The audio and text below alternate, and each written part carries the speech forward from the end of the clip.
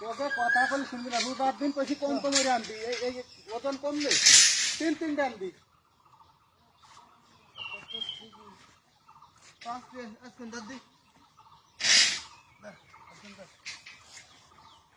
চলো দুটো পানবি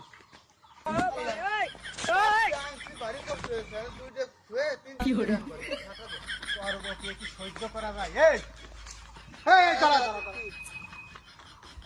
আম চিরানে ফেলাইছি তাহলে আনা ধান হয়ে গেছে, থাক পরের বার তো তিনটে আনতা আবার নিয়ে ফেলতে ঠিক আছে।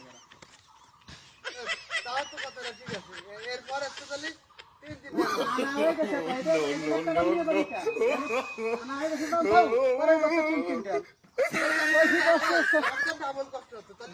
খারাপ হয়ে যায়। তোকে নিয়ে কাজ করা রোজার মাসে আমার তো ভালো থাকতে দিস, বুঝছিস? রোজা রমজানের মাস তোকে সাথে এই